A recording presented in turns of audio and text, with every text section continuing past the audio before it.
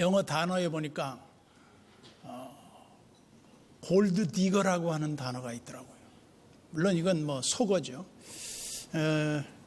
그 골드 디거라고 하는 뜻은 보니까 속물이라는 뜻이에요. 속물. 세상의 속된 욕심에 빠져서 어떤 금을 얻기 위해 다른 어떤 것을 좀 포기하는 그런 사람들을 말하는데, 말하자면 이 20 먹은 처녀가 90 먹은 노인과 결혼한 이유도 골드 디거예요. 금을 얻기 위해서. 속물 근성들이 성도들에게도 있다. 여러분, 이 말은 좋은 말로 하면 목적지향적 삶을 살고 있다, 그렇게 볼 수 있겠죠. 그러나 다른 말로 하면 정말 본말이 전도된 잘못된 선택과 잘못된 가치관을 가지고 있다. 그리스도인들은 어떻게 살아야 하는가? 단도직입적으로 그리스도인의 삶을 예수 그리스도를 따라 모든 것을 포기하고 주님을 위해서 기꺼이 자기의 자리를 내려놓은 사람들이다. 무엇이 선인가라고 하는 책에 보면 그런 이야기가 나옵니다. 하나님이 부르는 모든 사람들은 하나님께서 사전에 어떤 조건도 그들에게 제시한 적이 없다. 오늘날 많은 그리스도인들이 예수 믿으면 성공해, 예수 믿으면 복받아, 예수 믿으면 잘돼, 예수 믿으면 자녀들도 잘되고 사업도 잘되고 뭐도 잘되고 다 잘돼. 근데 이것은 성경에 없는 말이에요. 물론 하나님이 복의 근원이 되셔서 우리에게 복을 주신다고 하는 측면으로 보면 그것도 포함은 될 수 있을지 모르지만, 예수를 믿을 때 그 처음에 그리스도인이 되기 위해 주님을 믿는 저희가 그런 것을 위해서 나왔다고 하면 그 사람은 천벌을 받을 사람이다. 하나님이 벌을 내리시고 또 내리셔야 할 마땅한 사람이다. 아니, 그러면 우리는 어떻게 해야죠? 예수 그리스도를 따랐던 모든 제자들은 한결같이 어떻게 살았는가? 다 그들은 모든 것을 버려두고 주님을 따랐다 그랬어요. 구도자의 삶이 무엇인가? 즉, 구원받는 하나님의 백성들은 어떻게 살아야 하는가? 세상의 모든 것을 다 버리고 주님을 따르는 자들이다. 아니, 그러면 성경에 보면 종종 이런 말이 나옵니다. 여러분, 마가복음 9장, 마가복음 9장이 아니군요. 10장이군요. 마가복음 10장 29절 30절 한번 제가 읽어드릴 테니까 찾지 마세요. 책 넘겨봐야 여러분들이 잘 몰라요.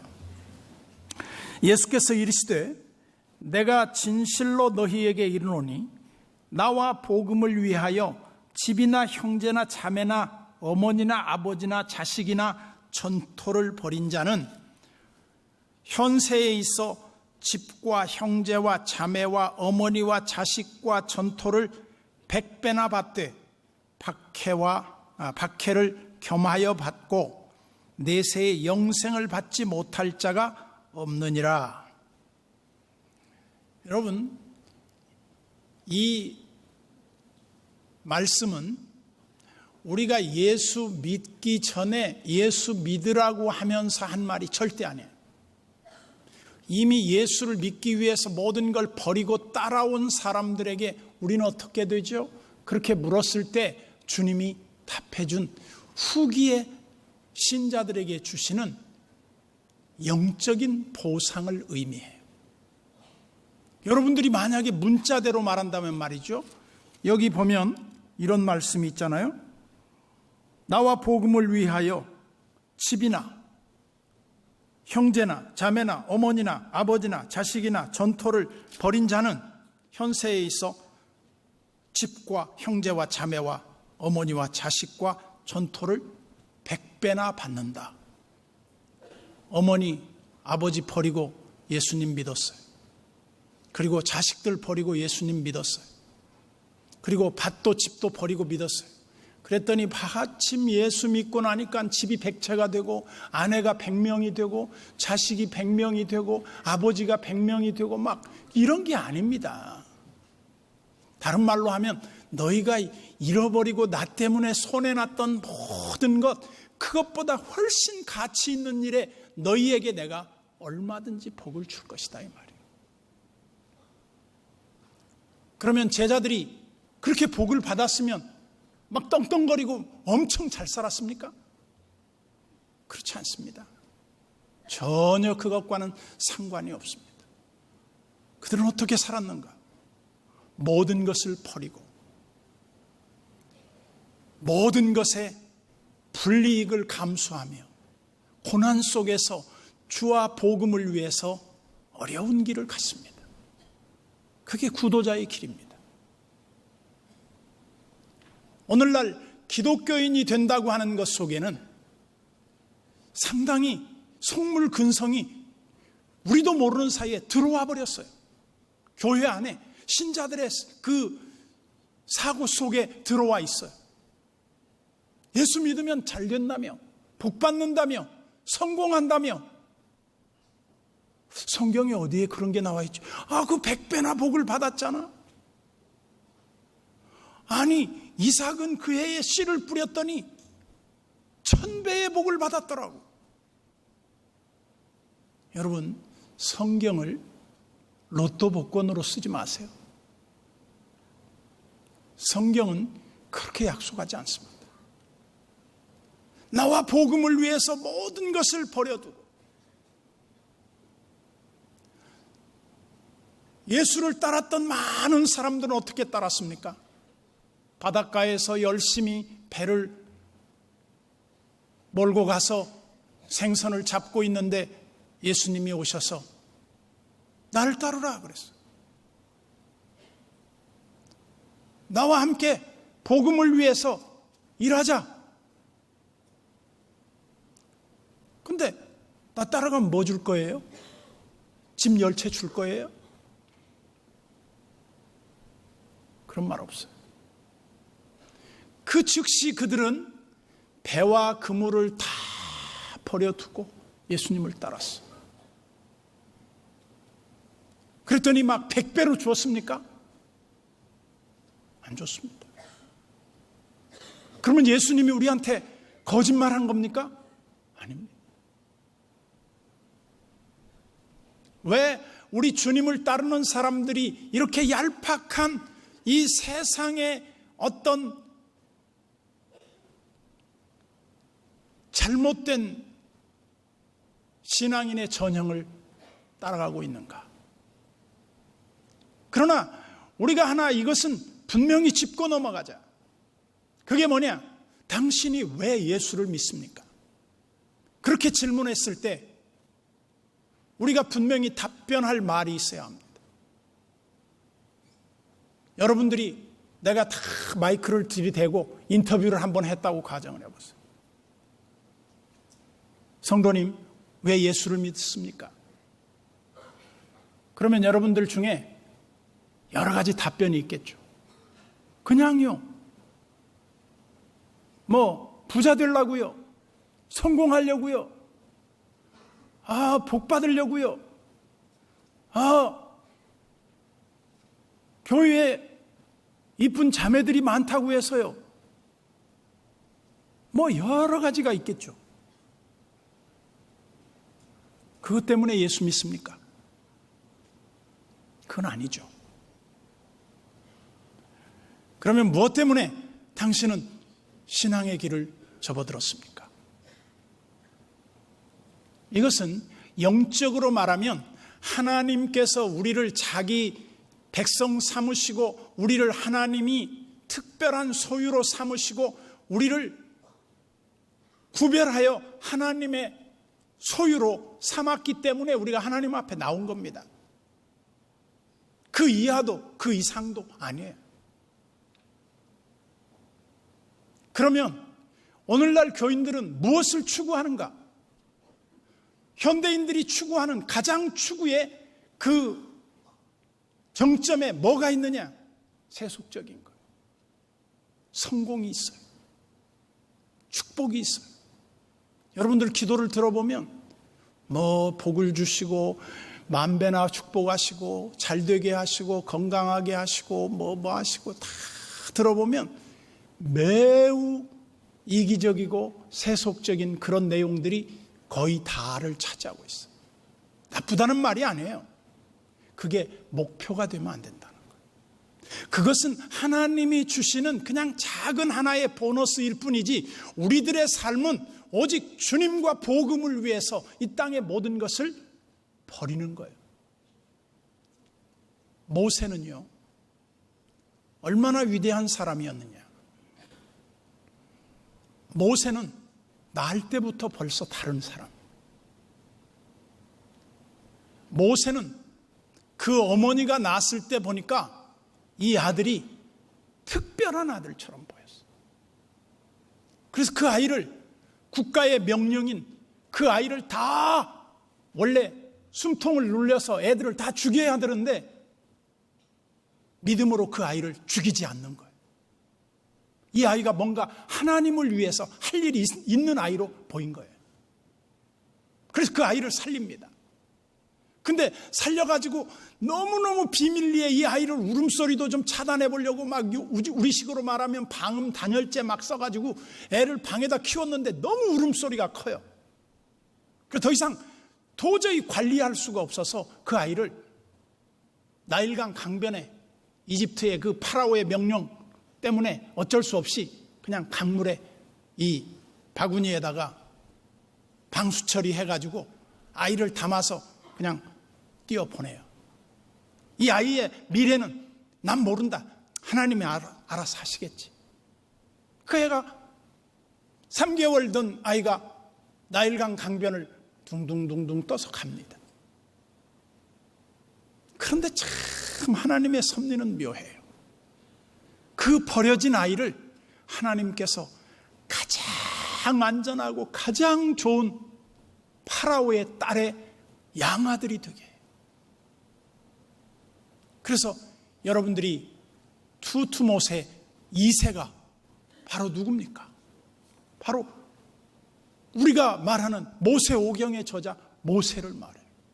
모세라는 뜻은 물에서 건져냈다는 뜻이에요.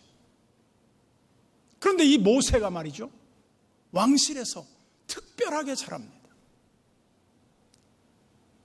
이 아이는 왕실의 보호 속에서 그 유모인 엄마의 젖을 먹고 그는 40년 동안 왕실에서 호의호식하며 자랍니다. 그런데 그 아이 마음속에는, 그 성장한 그 모세의 마음속에는 어렸을 때 어머니가 심어준 사명이 있어요. 너는 이집트 사람이 아니고 너는 히브리 포로의 아들이다. 네가 해야 할 일이 있다. 너는 이 나라와 민족을 구원해야 할 큰 뜻을 이루어야 할 그런 지도자다. 직간접적으로 그 어머니 요게벳이 얼마나 그 아들을 젖먹이면서 보모로서 양육을 했겠습니까? 그리고 모세는 40이 되어 이제 왕위를 계승할 수 있는 자연적인 외아들이요 제2인자였습니다. 여러분, 그 당시에 파라오가 된다고 하는 건요, 신이 되는 거예요. 어마어마한 특권과 세상의 누릴 수 있는 최고의 영예와 모든 권세를 한 몸에 지녔어요. 그런 그가 어떻게 했는가? 성경은 모세를 굉장히 칭찬하는 내용을 이 메시지 성경이라고 하는 성경에 보면 이렇게 표현하고 있습니다. 히브리서 11장 24절로 26절에 보면, 이것은 우리가 가진 성경은 개역 개정판 성경입니다만, 여기 성경은 여러 가지 성경이 있어요. NIV가 있고 예루살렘 바이블이 있고 뭐 킹제임스 버전이 있고 한데, 여기 메시지 바이블이라고 하는 그 번역을 제가 인용을 했는데요. 여기 보면 이렇게 나와 있습니다. 믿음으로 모세는 이집트 왕실의 특권층이 되기를 거절했습니다. 그는 압제자들과 더불어 기회주의적이고 안락한 죄악된 삶을 누리기보다 하나님의 백성과 더불어 고된 삶을 선택했습니다. 그는 메시아 진영에서 겪는 고난을 이집트에서 누리는 부귀보다 훨씬 값지게 여겼습니다. 그것은 그가 앞을 내다보며 장차 받을 상을 기대했기 때문입니다. 여기 이 내용에서 우리에게 말하고 있는 핵심이 뭐냐면요, 모세는 자연적으로 누릴 수 있는 모든 특권과 모든 부와 영예를 포기했다는 거예요. 무엇 때문에? 그것은 상 주시는 하나님을 바라보았기 때문에. 우리 신자들도 마찬가지입니다. 우리가 믿음의 주여 온전케 하시는 이인 예수를 바라보자 그래요. 예수를 바라보자고 하는 말은 그냥 이렇게 한번 바라보고 끝나라 그런 말이 아닙니다. 예수 그리스도를 목표로 삼고 예수 그리스도가 걸어가신 그 길을 걸어가자는 거예요. 예수님처럼 살자는 거예요. 그래서 우리 앞에 당한 경주를 경주하고, 사도 바울도 그렇게 말합니다. 내가 선한 싸움을 싸우고 나의 달려갈 길을 마치고 믿음을 지켰으니 이제 후로는 나를 위하여 의의 면류관이 예비되었으므로 주 곧 의로우신 재판장이 그날에 내게 주실 것이며, 내게만 아니라 주의 나타나심을 사모하는 모든 자에게도니라. 여러분, 우리가 주님 앞에 서는 날 상 받을 것이 있는 사람이 있는가 하면 매맞을 사람이 있어요. 사도 바울은 다메섹 도상에서 예수님을 만난 이후에 그는 모든 것을 버리고, 심지어 그는 자기의 삶의 모든 학문적인 것과 모든 그 권한을 배설물처럼 여겼대요. 한마디로 말해서 똥오줌처럼 여겼대요. 근데 우리는 그 똥오줌 같은 걸 팍 붙들려고 달려들고 있어요. 얼마나 잘못된 겁니까? 그래서 나는 이러한 모든 것을 분토와 같이 여기노라. 그런데 우리는 그 분토 좀 놔줘. 그 분토, 그 똥, 그 오줌 나 좀 줘. 막 이렇게 성공 신드롬에 빠져서, 자기 자랑에 빠져서, 인기에 영합하느라, 사람들이 막 알아주는 거에 빠져서 기현상을 빚고 있어요. 난 우리나라에 살고 있는 젊은이들이 잘못된 문화가 너무 많아요. 기독교 문화가 아니에요. 제가 어제도 결혼식에 갔었어요. 한 결혼식을 보고 왔어요. 꽤 화려한 결혼식을 보고 왔어요.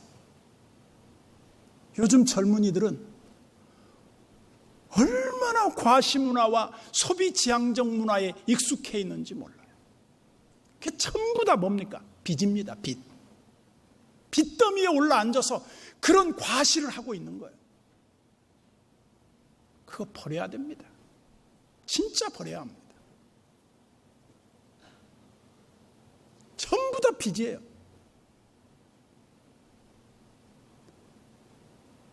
서울대학교 교수님이 한 분 글을 썼더군요. 우리나라 10년 안에 중산층이 없어질 것이다. 일본의 잃어버린 20년에 대한 회고를 하면서 지금 정치인들이 잘못하고 있다. 뭘 잘못하고 있냐? 지금 박근혜 정부도 잘못했는데 그 가장 큰 잘못이 뭐냐? 인구 절벽을 해결하지 못하고 있다. 이제는 심각한 위기를 맞고 있다. 청년들이 이렇게 빚에 허덕이다가 일본에서도 지금 23% 이상의 빚을 지고 있는 적자 국가가 됐어요. 심각한 거죠. 미국 말할 것도 없습니다. 우리나라 빚 얻어다가 지금 막 좀 더 큰 집, 좀 더 큰 차 막 빚으로 늘리는 거예요. 그냥. 예수님을 따른다고 하는 게 무엇인가?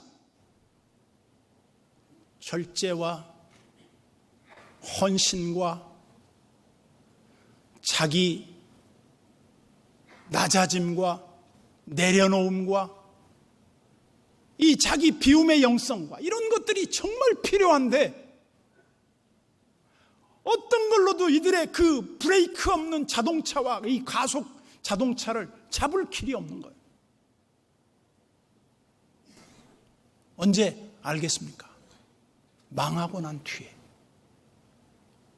정말 망하고 난 뒤에. 우리 그리스도인들의 책임 있는 삶은 무엇입니까? 사도 바울은 주님을 만난 이후에 자기의 모든 것을 다 버리고 주님을 따랐습니다. 그리고 고난을 받습니다. 그리고 그가 주호 60년에서 62년 사이에 로마의 죄수의 몸으로 끌려가서 지하 음습한 감옥에 홀로 거하게 됩니다. 그때 편지를 씁니다. 그때 쓴 편지가 옥중서신으로 알려져 있는 빌립보서, 예배소서, 골로새서, 빌레몬서를 씁니다. 근데 그때 제일 먼저 쓴 이 편지라고 할 수 있는 빌립보서에서 개인적인 편지입니다. 그러면서 이렇게 말해요. 나는 이미 얻었다 함도 아니요. 내가 이미 얻었다 함도 아니라 내가 잡힌 바 된 그것을 잡으려고 쫓아가노라. 나는 내가 이미 잡았다. 내가 이미 얻었다. 내가 이미 모든 것을 성취했다가 아니라 아직 아무것도 잡지 못한 자처럼 나는 오직 위에서 예수 그리스도가 나를 불러주시고 나를 잡아주신 그 잡힌 그것, 그 주님 앞에 서는 날까지 그는 다름질하는 것을 중단하지 않겠다. 우리의 표대가 무엇입니까? 먼 길을 가려면 내비게이션에 목표를 찍습니다.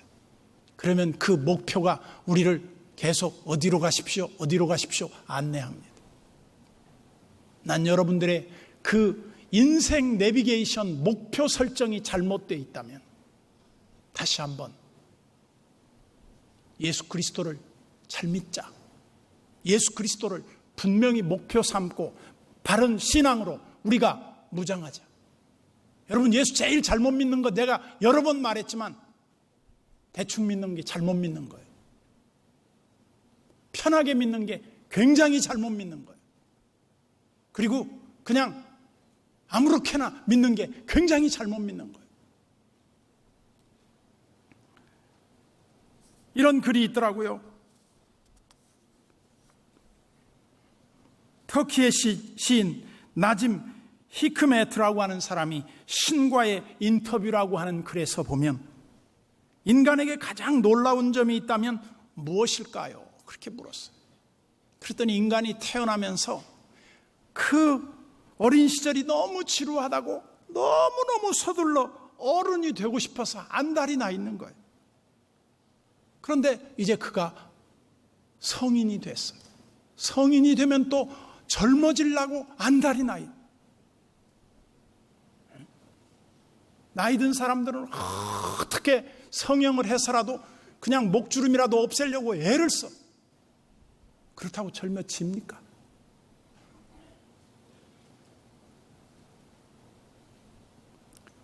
헌신을 안 하고 주님을 위해서 봉사를 안 하고 주님을 위해서 희생도 안 하면서 좋은 것을 얻겠다고. 그리고 또 이렇게 말했어요. 우리 교회도 그런 사람이 있습니다만 돈 벌기 위해서 얼마나 돈을 열심히 벌었는지 건강을 잃어버렸어요. 그래서 그 건강을 찾으려고 돈을 또 다 잃어버려요.